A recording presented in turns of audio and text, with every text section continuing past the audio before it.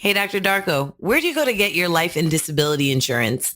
I went to Set for Life Insurance. They helped me save over 30% compared to my previous policy. Wow, I'm paying an arm and a leg for my life and disability insurance. What's that company called again? Set for Life Insurance. Check them out at setforlifeinsurance.com and tell them Dr. Darko sent you. Welcome to Docs Outside the Box podcast. This is your official show, looking inside the minds of cutting-edge and innovative doctors. Think you'll find these stories in any medical textbook? Sorry. You're getting real life insight from men and women pushing the envelope beyond medicine. Ordinary doctors doing extraordinary things. Let's start now with your host, Dr. Darko.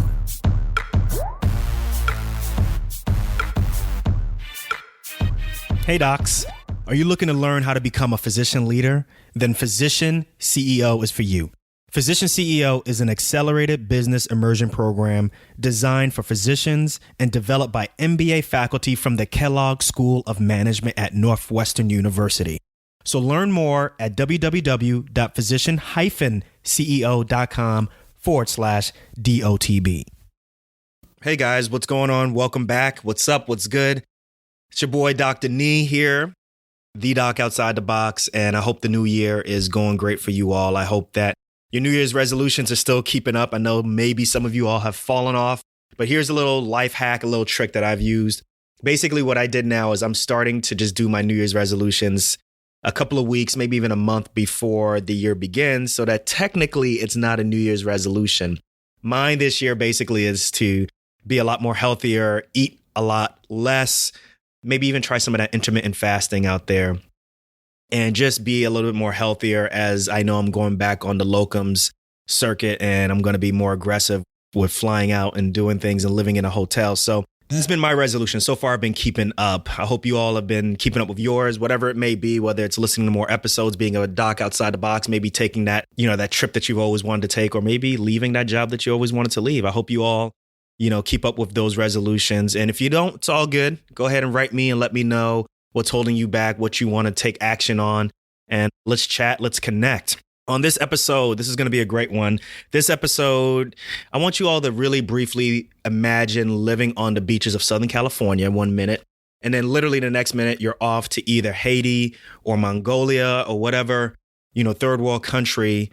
And you're literally changing someone's life by doing a surgery that this person would never have access to just because of where that person was born in their life, right? To me, that's really amazing to really have a care for or to be able to impact someone's life who's thousands of miles away. And that's what my next guest does literally on a regular basis. So my next guest is a self-proclaimed nomad. Her name is Dr. Suzanne Yoder. And she always describes herself as always having a hard time sitting still. And I think this is mainly because she moved a lot as a child. But the one constant thing that she says in her life was that she knew she always wanted to be a doctor. Once she got that MD, once she got the credentials afterwards, and she quickly realized that, private practice was not for her. And she left her job, which was in Colorado, and moved to Southern California and lived life on her own terms. I'm talking about she was able to solidify her love for international work, as well as she recognized her longing to return to the ocean. And I'm down for that. Working as a locums allows her the time, the flexibility to really dedicate more energy to working with international volunteer organizations.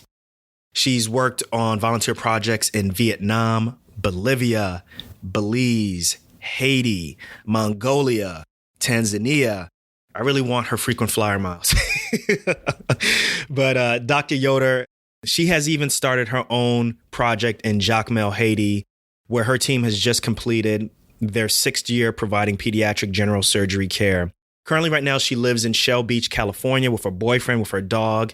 And she's on the show today to talk about balancing locums with global surgery and literally not being afraid to practice on her own terms. This is going to be a good one, y'all. I want you all to listen to this one, and I want you to share this with someone who is really scared to kind of take things on their own, live life on their own terms, and share this episode with them. Tag them on social media with this episode, all right?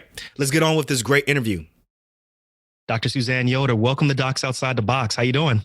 I'm great. Thanks for being here too. This is fun. Yeah, I'm really excited to have you on. This is something that actually for me is about 4 years, I believe, in the making. The audience doesn't know, but we met about 4 years ago in California, right outside of Stanford. There was a global humanitarian or global surgery course at Stanford University, and me and my wife attended, and we met you, learned about your lifestyle and living the Locums life, being a pediatric surgeon. And, and then also at the same time going overseas. And I think at that time you were specifically going to Haiti to perform surgery over there. And we're just like, wow, like this is really a great life. And also at the same time, I think what I was really impressed about was you're really unapologetic about it. Right. So then fast forward, years later, me and my wife had transitioned finally to being independent contractors completely. And then I see you at the American College of Surgeons doing your presentation on global surgery as well as locums. And there we met again, and I was really impressed by your presentation again. So I wanted to get you on the show to come and talk about that life. Sure. Literally having your cake and eating it too, doing great work here in the United States as well as overseas. Sorry about that long intro, but I just wanted to let everybody know how much I'm happy to have you on the show and excited. Well, thank you. Thank you. I'm excited to be here for sure. So before we get into your life, let's take it back. I always ask my guests this. Let's take it back to, let's say, the 7th grade, 8th grade. Let's learn more about Dr. Yoder when she was just Suzanne, back in the 7th, 8th grade. What were you like back then? Yeah, well, I was one of those rare breeds of kids that knew that I wanted to be a doctor forever. I just was always going to be a doctor. We have no physicians in my family, but I was sick and in the hospital for 2 weeks when I was 5 years old. And ever since the time I left the hospital, I always said I wanted to be a doctor. Was it a bad experience or? No, it wasn't a bad experience. It was just obviously it left a mark on me. I remember I have some very scant memories of being in the hospital and having certain tests performed. And I just remember interacting with doctors and nurses. And I just think that there was something that left a big imprint on me. In 7th and 8th grade, I was a great science student. I was, school wasn't terribly hard for me. My family had moved every 2 years when I was growing up. So I want to say 6th grade was a transition year and 8th grade was a new school. Those are the toughest times, right? Yeah. You're feeling yourself out. You're changing from a personality standpoint. Yep. You really care about what other people think, You definitely do. You definitely do. So there were some hurdles and some challenges, but school was never one of them. It was more adapting to the new environments that we moved to or adapting to the new school. I played sports. I was involved in arts. I kind of just liked to do it all. But I wanted to be a doctor. So that was always there. And then let's fast forward a little bit. Obviously, high school, college, medical school. What medical school did you go to? I went to Jefferson Medical College, which is now Sidney Kimmel Medical College at Thomas Jefferson University in Philadelphia. My family was living outside of Philadelphia at the time, and I really wanted to come back home. So I'd gone to college on the West Coast and wanted to come back and be in Philadelphia. Jefferson, I still call it Jefferson, was a great experience for me. The medical school really focused on being a clinical physician and caring about the whole patient. The strongest departments at Jefferson were the surgery departments and the family medicine department. So, that's kind of their contrasting departments. Right, like diametrical opposed. Yeah, but it was great to have people care so deeply about specialties. But I went to Jefferson thinking I wanted to be a pediatrician. And that was what I had thought I wanted to be my whole entire life. I'd never had any exposure to surgery. And it was in my 3rd year of medical school doing a urology rotation that I got my first taste of surgery. Everybody else on the team knew they wanted to be a surgeon. So everybody was kind of jostling for their OR days. And I was like, yeah, it's all right. You guys can go. And then finally I was like, I'm sick of this. Like, I'm sick of clinic. Like, I want to go to the OR. And my first day, they did a radical nephrectomy for a gentleman who had a tumor in his kidney. And I was hooked. Right. I called my mom after I walked out of the OR and called my mom old school on like a phone that you had to like dial. How many coins did you have to? Yeah, exactly. And I was like, Mom, I think I want to be a surgeon. And my mom said to me later that like she was just like, I knew you would never want to be a pediatrician. Ultimately, like that you needed the physical challenge and the visual and the puzzle piecing of being a surgeon. So that's pretty awesome that she figured that out before you did, right? It's pretty interesting. My mom was a smart cookie. Yeah. Okay. So that you gave yourself finally the permission to come on to the right side, because I'm a surgeon and stuff, right? I know you are. Burning the ears of all the family med docs who are listening on the show. So, but what made you decide pediatric surgery as opposed to either urology or general surgery? Obviously, you had to do general surgery first, but I did my general surgery training in San Diego at UCSD, and it's to the West Coast. Okay. Yep. Back to the West Coast, back to the beach. It's a trauma-heavy program, or it was, especially when I was going through. It was a very trauma-heavy program. And I went through my 5 years. And towards the end of my 5 years, I realized that the clinics that I had enjoyed, and as you know, as a surgeon, like enjoying clinic is a hard thing to say you do. But when I enjoyed clinic, it was the pediatric surgery clinics that I enjoyed. And I just loved the pediatric patients. And I kind of harken back to I always thought I was going to be a pediatrician. Here's the combination of both specialties. Mm-hmm. But I had not done research. I was about to ask, there's a lot of hoops and hurdles you got to get to be a pediatric surgeon. Yeah. So I hadn't done research. I had gone straight through 5 years.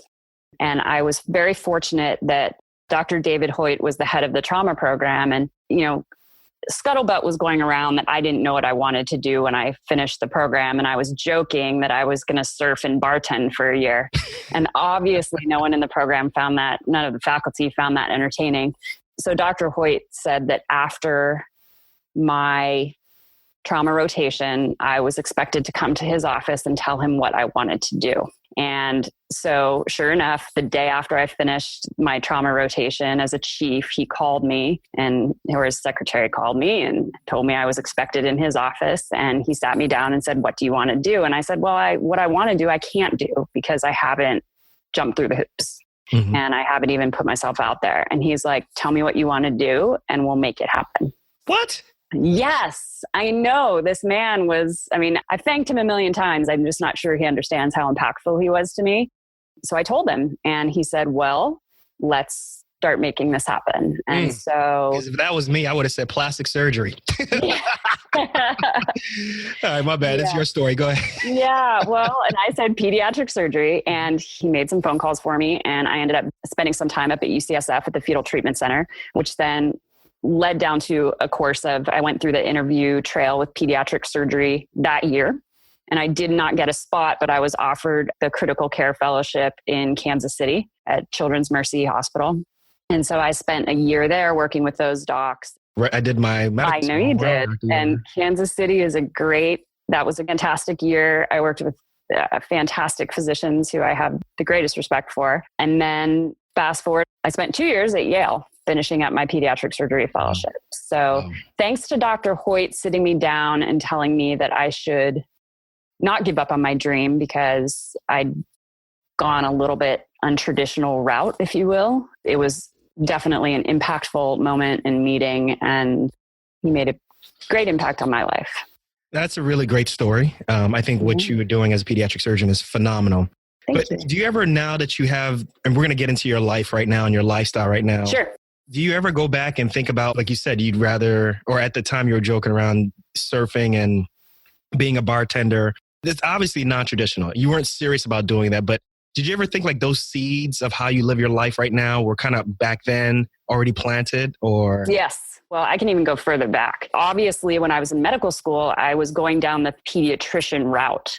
And when I made the switch and had to change my schedule as a third year and as a fourth year medical student, my dean at the time took note of this change in my trajectory. And when I graduated, he said to me, "I don't know what you're going to do, Dr. Yoder, but whatever you do, I have a feeling it will be interesting." So the seeds were always there. I was always that kid. I was always that person who had my hand kind of in everything. I'm a Gemini. So if you know anything about signs, we have dual personalities, and I'm interested in a lot of things. So I knew, even as I was saying I wanted to bartend and surf, that I wasn't going to be able to be single-minded or single-focused. Now, when you go through fellowship and when you go through parts of your training programs, obviously you are single-minded and single-focused. You got to play the game. Yeah, but the whole of life, I knew I couldn't do that. So I have too many other interests and there are too many other things And that's the reason why you're on this show. So let's fast forward a little bit, okay? Because now Dr. Yoder is pediatric surgeon, Yep. You're trained. Like, when did you start to stretch out, look the other way and say, you know what? Like, I know afterwards you talked about you went into private practice. I did. What was that like, private practice style? And then if you can, take us through that time of you practicing and then deciding that you wanted to kind of do things differently. Sure. So right out of fellowship, I took a job, and it was a hospital-owned practice, but it had just converted to that. So it was still kind of being run like a private practice. I was joining 2 other surgeons. So there were 3 of us at the time. The group is Rocky Mountain Hospital for Children in Denver, Colorado, and it was the pediatric surgery group there led by Steve Rothenberg. So it was really an experience to work with top-notch, minimally invasive surgeon and find out what being a fully trained pediatric surgeon was like. I also knew at the time that I graduated that I didn't feel like I was ready to teach residents yet. I felt like I needed to fumble and do a few things on my own and figure out my way. When you go through fellowship training, you learn Dr. X's way, Dr. Y's way, Dr. Z's way, but you don't really have an opportunity to develop your own way. So I wanted to work on those skills before I would consider even being in an academic environment. And I wasn't sure an academic environment was for me. I'd been exposed to global surgery service work after I'd finished my general surgery training. I'd kind of been itchy for it during general surgery training, but there was no time and there were really not any opportunities. Like we were talking earlier, there are opportunities now for residents to be involved in global surgery. But at the time, opportunities, great, fantastic, wonderful opportunities. And I encourage any resident to take advantage of those. But at the time, they weren't as abundant.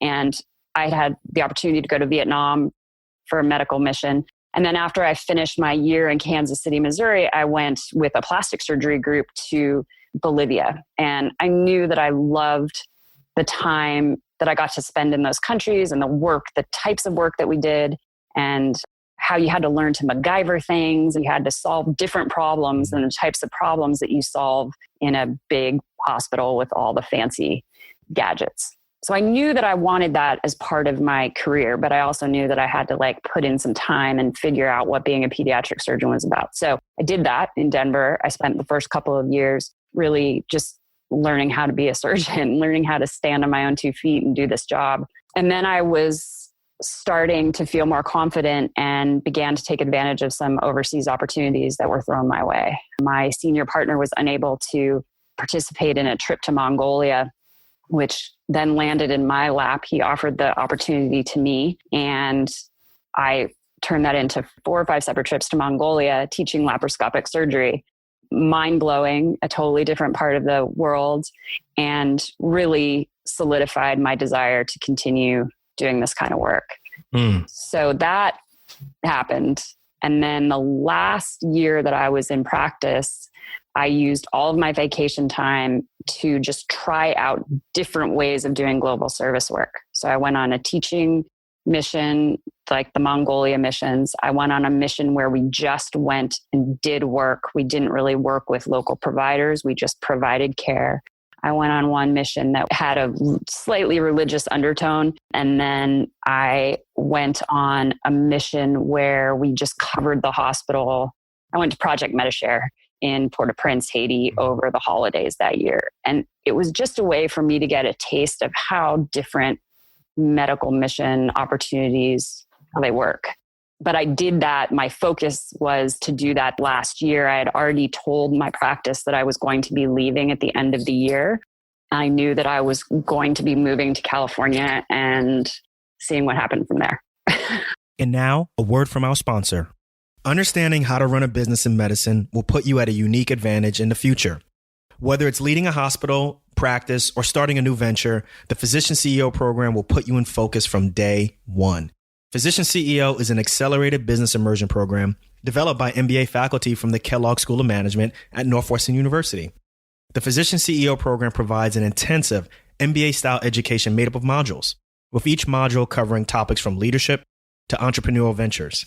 Because of their individualized structure, each participant leaves the program with their 1, 3, and even 5-year business plan, all designed to function in the real world. If you're a physician who is looking to start your own venture, lead your practice or department, or even start planning for succession out of medicine, then you can't afford to miss this opportunity. Class is filling up. Learn more at www.physician-ceo.com/DOTB. Okay, so what prompted you leaving your practice, if you don't mind? And why California? Let's talk more about that.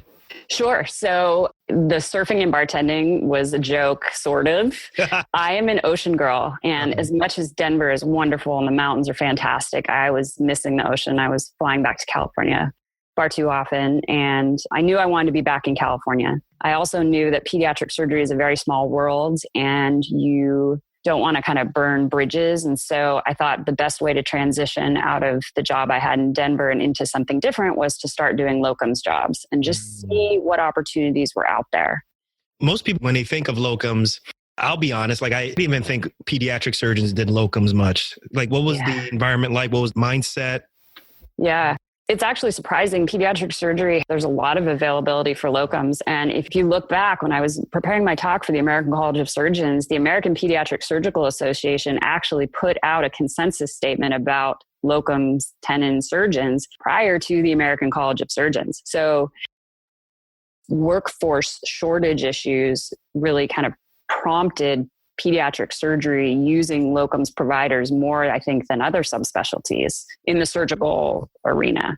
So I knew the opportunities were out there. And I signed up with a locums company and had arranged for a couple of different gigs to start after I finished in Colorado. And I still actually flew back to Colorado and covered my old practice on weekends for a little while to cover them through their transition.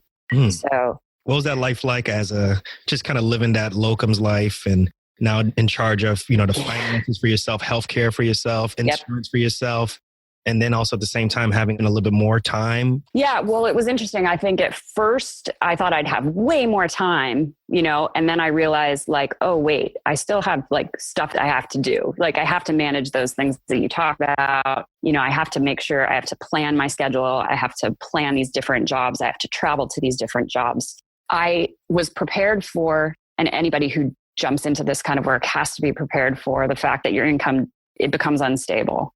Sometimes you'll work every 2 weeks and get a paycheck every 2 weeks. Sometimes you won't work for a month and you don't get a paycheck doesn't show up. So you just have to know that, you get this really big paycheck, but don't spend it all because it's not spread out the way it used to be.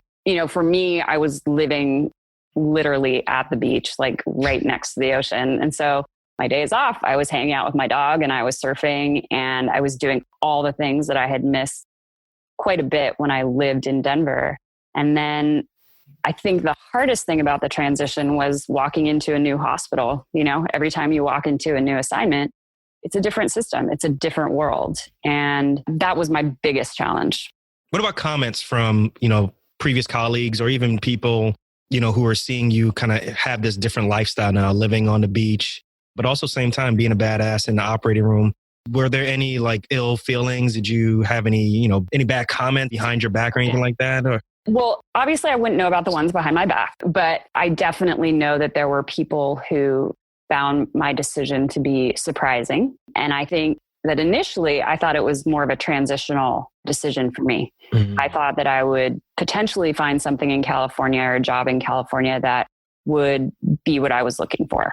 So I put off those disparaging comments. I mean, I think people say, wow, you've gone through all this training and you're just going to do locums. And yeah, I did go through all this training, and the training, I mean, this sounds kind of obnoxious, but I own that training. Like that's mine now. I love that. Yeah. I mean, I can do with it what I wanted to do, good things, but I also don't want to lose myself. How long did it take you to get to that point to say, like what you just said? Yeah. Were you always feeling like that, or did it take a couple of years ago? No.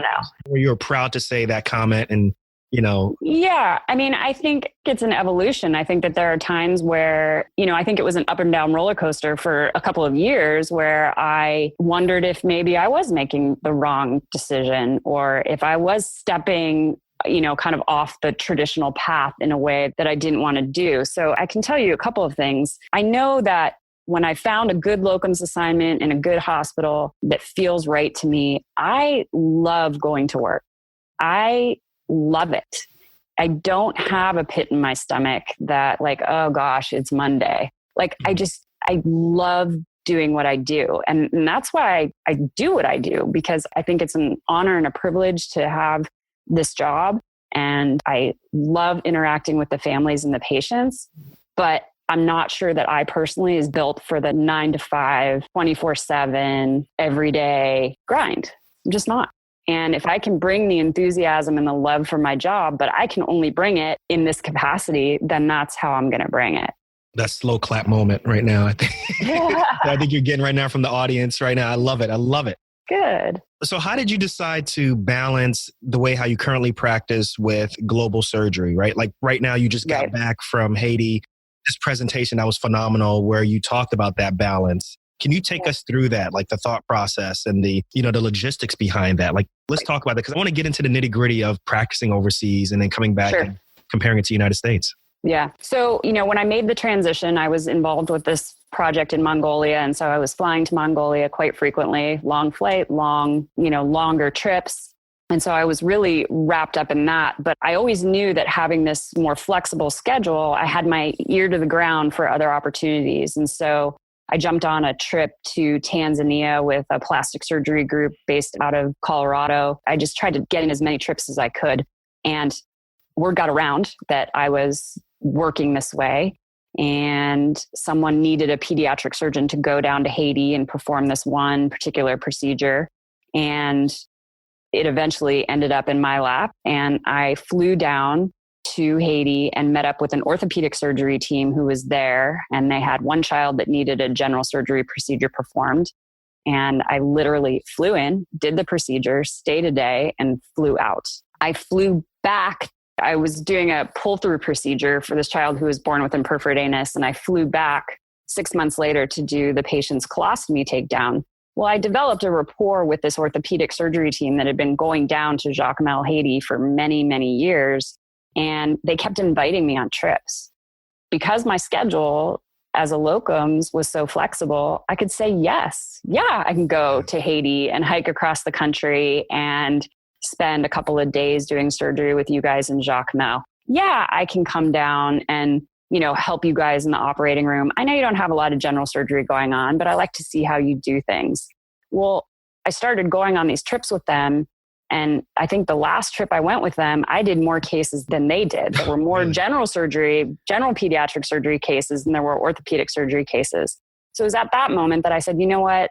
I can do this. I've had this experience. I went on all these different trips and saw how it was done. And I think I can wing this on my own. I think I can put a team together and do it on my own. So now you're putting this all together on your own. Yeah. It's even more impressive. Yeah. So at that point, I started organizing my own team to go down. And we've been going down to Jacmel, Haiti now. This was our 5th year. We just finished our trip this year. I take a small team down, and every year our goal changes, but our goal this year was to perform 40 cases in 4 days. We had some issues, so we ended up only operating for 3 days, but we did 38 cases. So I was pretty proud of us. And we saw over 50 patients. And every year we see more people, we do more cases, we build more capacity. I keep our team small. After having worked on multiple medical missions, I went on one trip to China where we had this ginormous team and we ended up doing like 4 cases. I've been there. Yeah. But I've been in those type of situations. Right, exactly. So I formulate my team in a very specific way. It's small, it's nimble, but the reason I keep it that way is I don't want anybody to be bored. I want everybody to get something out of the experience, and I want everybody to have a voice. We run it very much, everybody's an equal. The surgeons don't run the show. I usually bring 2 surgeons, 2 anesthesiologists. I have brought a pre-med student. We brought some high school students. I always bring someone who's never done any medical volunteer work before. So it's their first trip. We always like to have a newbie on our team. Why do you do that? Because I go with an organization and we do the same thing. We bring high school students and college students, and people always wonder why, but I'd like to hear your Yeah. Okay. So we always have team meeting.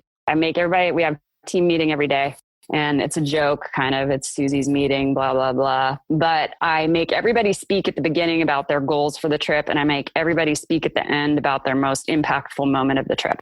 And without fail, the students, especially the high school students, end up telling the rest of my team members how amazing they are. And they end up recharging their batteries and making them enthusiastic about what they're doing. That perspective and that fresh, enthusiastic perspective does so much to all the providers who are grinding every day. And it makes them look at what they do in a totally different light. So it goes both ways. We are also providing, I write letters of recommendation for all of my students. That's part of the gig. Like, you will get a letter of recommendation out of this, put in the effort you feel you need to put in. And they get to scrub on cases. They get to learn how to sterilize instruments. They get to learn how to fold gowns. They get to learn how to take blood pressures. They get to learn from our PACU nurses. I mean, they get exposed to the whole surgical team because, again, I only bring 10 people. So everybody put hands in to make it work. So they get a lot out of it, but what they give back is intense. And the other thing that happens is I bring an artist. And this year, unfortunately, I was unable to have an artist with me. But every year in the past, we've brought an artist. And that's for a similar reason. I like to have people there to offer a different perspective on what we do. We do it every day, especially if you work in a hospital 9 to 5. You're in the grind every day. And to have someone who looks at what you do, or, even just looks at the experience in Haiti with different eyes, sees something different. We had a photographer who sat in our clinic and just took pictures outside the door, like just sat at the door and took pictures of what was going on outside the door while we were all working in the clinic. Incredibly powerful. This is where we were. This is what we were doing. Like, we had a photographer who did amazing portraits of our patients that just, people still to this day, those portraits mean so much to them and bring back such good memories. So I tried to bring people who are going to offer a different perspective on exactly what we're doing with us. That's what I like. So let's stay in that same vein, getting the perspective of the hospital from the sense of what you're not affecting, right? How did you manage the cultural differences, right? The obvious cultural differences, the translations, the superstitions, the use of alternative medications. There are people who are listening to this show right now and want to know, like, what's it like being a white doctor going to Haiti? Like, talk about all those things and how they interplay and why you continue to be passionate to come to this country and other countries. Yeah. So the great situation that I fell into when I met these orthopedic surgeons is that they were working with an existing clinic in Haiti that is run by a nonprofit based out of Virginia, the Community Coalition for Haiti.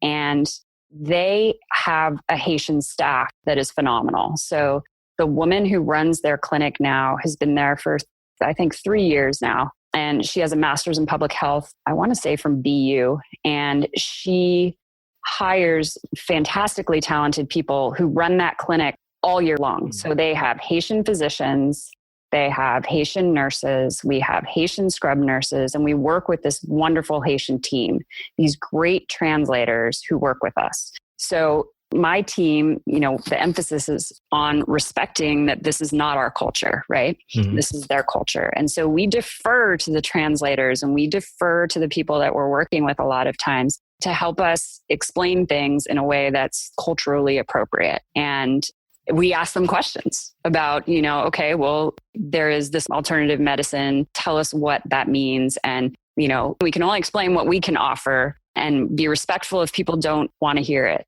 I think that working very, very closely with local partners is key to the success of any public health program, is that you work with the local community to provide what they're looking for. And the other key for me is that I have pledged to them that I will come back every year. I've pledged to them that I'll be consistent.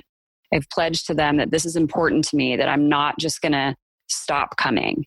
And we've done it so far, and we'll continue to do it. I have no intention of stopping. I schedule my next trip the minute I get back to the US from my previous trip. So, we're committed to being there for them.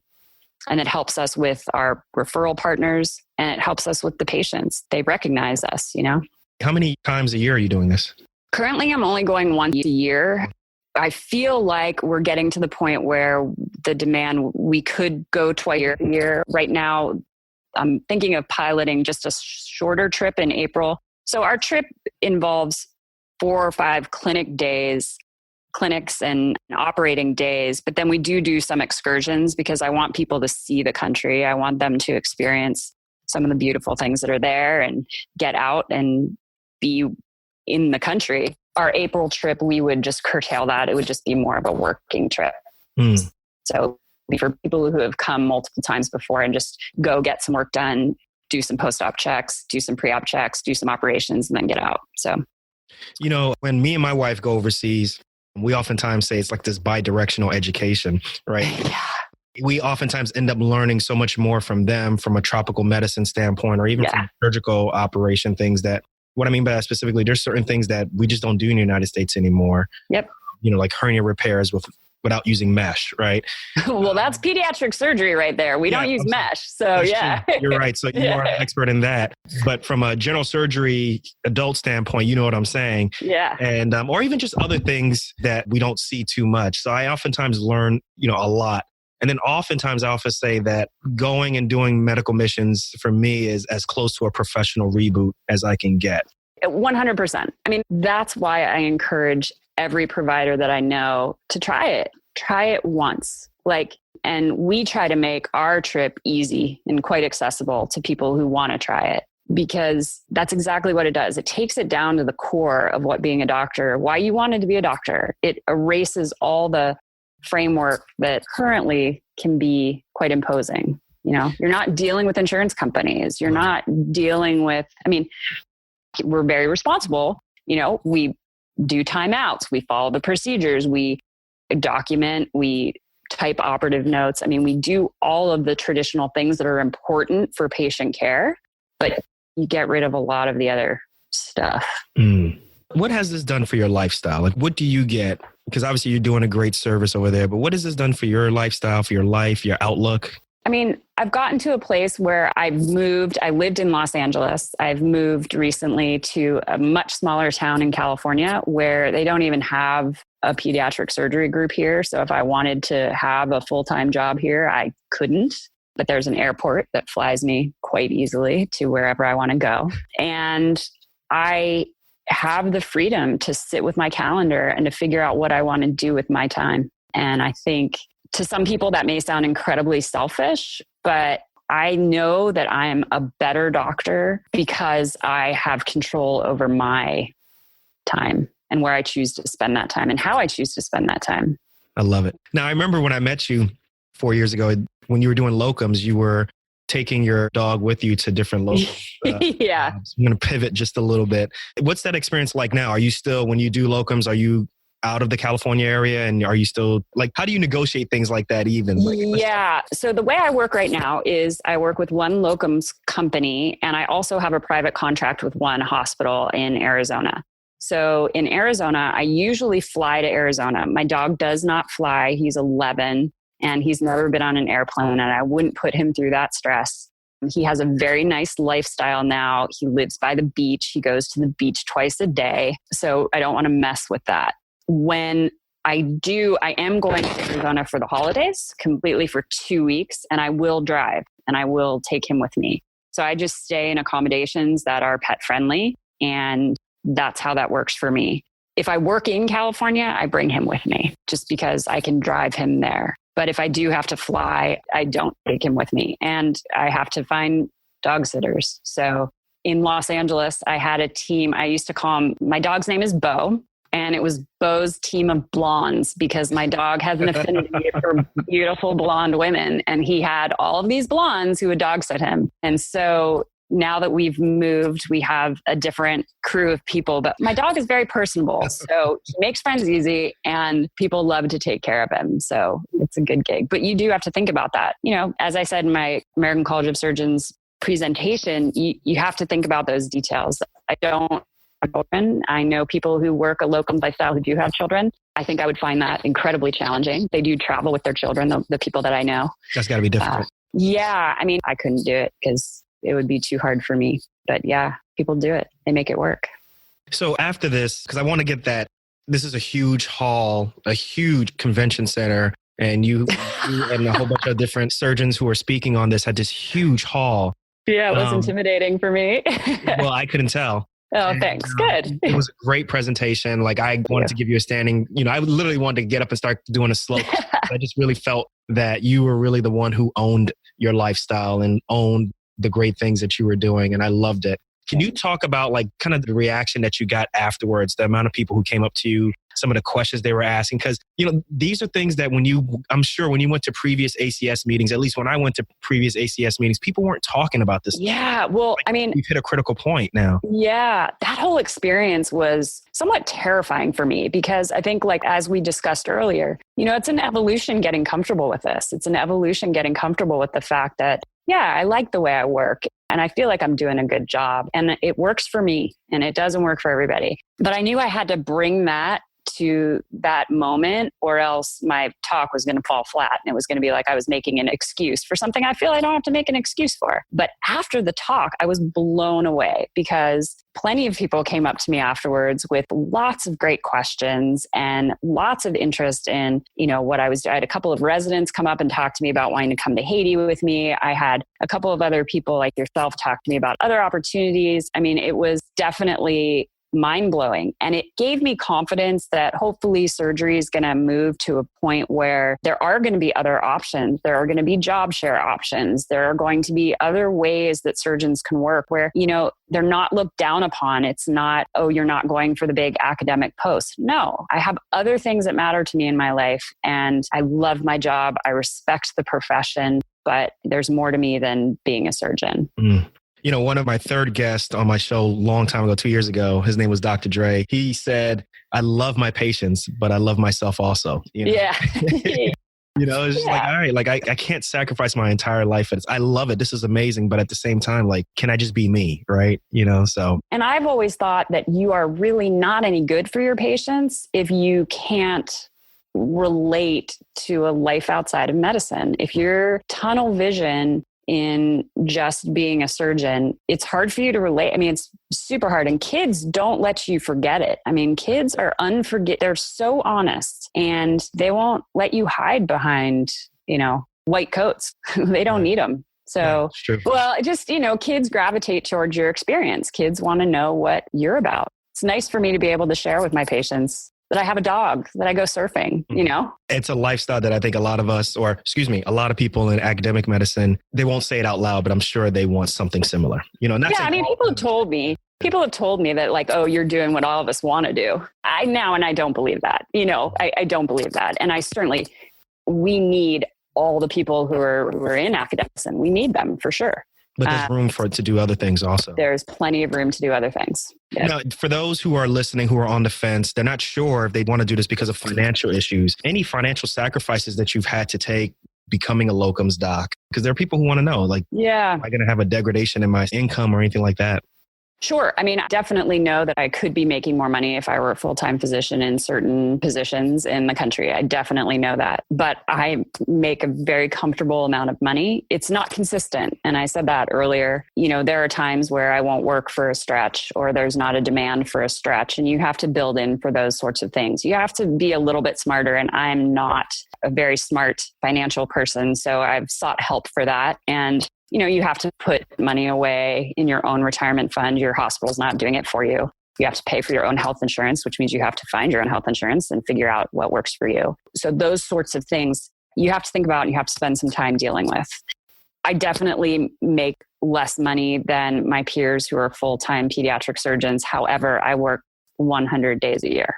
So wow. There you go. Mic drop. Yeah, exactly. Let's move on now. I love it. Own it.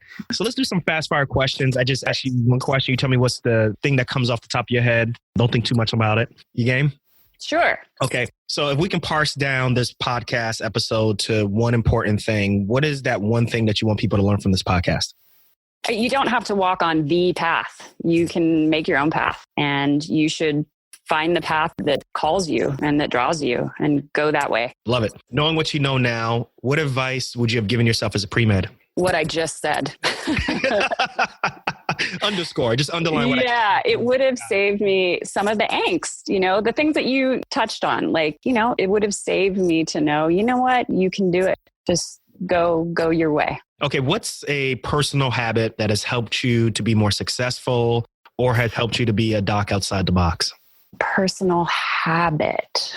Well, I'm a good traveler. Like I'm very mobile. Like I said, I moved every 2 years growing up. So being portable and being able to work in different environments, I guess there are a whole bunch of habits that fall into that. But mostly being adaptable, being able to go with flow has been something that's helped me be successful doing locums and working internationally.